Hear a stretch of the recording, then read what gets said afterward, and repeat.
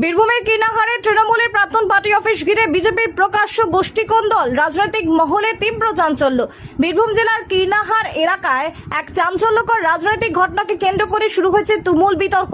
তৃণমূল কংগ্রেসের প্রাক্তন দলীয় কার্যালয় দলকে ঘিরে এবার প্রকাশ্যে সামনে চলে এলো বিজেপির অভ্যন্তরীণ গোষ্ঠীকন্দল। ঘটনাকে কেন্দ্র করে উত্তপ্ত হয়ে উঠেছে গোটা এলাকা।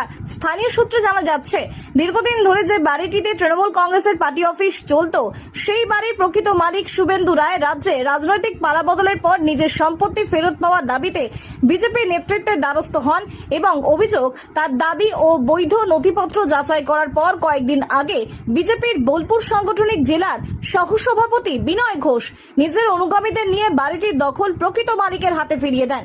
কিন্তু ঘটনায় নতুন মোড় আসে গত সোমবার রাতে। অভিযোগ উঠেছে, বিজেপির নানুর 1 নম্বর মণ্ডল সভাপতি তাপস দাস বৈরাগ্যের নেতৃত্বে একদল বিজেপি কর্মী ও সমর্থক ওই বাড়ির তালা ভেঙে পুনরায় জায়গাটির দখল নেন এবং সেখানে বিজেপির পার্টি অফিস করার উদ্যোগ নেন। এই ঘটনাকে কেন্দ্র করে বিজেপির দুই শিবিরের মধ্যে মতবিরোধ প্রকাশ্যে চলে এসেছে।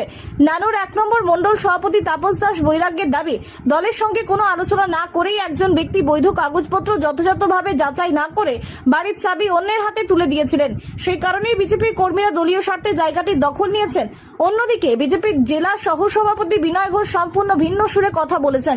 তার বক্তব্য, তৃণমূল কংগ্রেস দীর্ঘদিন ওই জায়গাটি দখল করে পার্টি অফিস চালাতো। প্রকৃত মালিক বৈধ নথিপত্র দেখিয়ে নিজের সম্পত্তি ফেরত চাওয়ায় বিজেপি নেতৃত্ব তাকে সহযোগিতা করেছিল, কিন্তু পরবর্তীতে সেই জায়গা আবার বিজেপির পার্টি অফিস হিসেবে ব্যবহার করার সিদ্ধান্ত সম্পূর্ণ দল বিরোধী এবং তা তার ব্যক্তিগত মতের সঙ্গে সঙ্গতিপূর্ণ নয়। এদিকে বাড়ির মালিক শুভেন্দু রায়ও ঘটনায় ক্ষোভ প্রকাশ করেছেন। তিনি জানান, বহু চেষ্টার পর বৈধ কাগজপত্র দেখিয়ে নিজের জমি ও বাড়ি দখল ফিরে পেয়েছিলেন, কিন্তু অল্প দিনের মধ্যেই আবার সেই সম্পত্তি বেদখল হয়ে যাবে তা তিনি কল্পনাও করেননি। তিনি স্পষ্ট জানিয়েছেন, বিষয়টি নিয়ে তিনি আইনের দ্বারস্থ হবেন এবং প্রয়োজনীয় আইনি পদক্ষেপ গ্রহণ করবেন। ঘটনার জেরে এলাকায় রাজনৈতিক চাপান্তর তীব্র আকার নিয়েছে।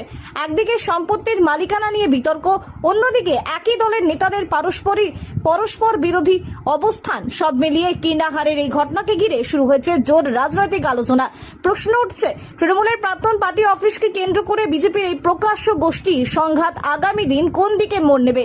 প্রকৃত মালিক কি তার সম্পত্তির অধিকার ফিরে পাবেন, নাকি রাজনৈতিক টানাপোড়েন আরও বাড়বে?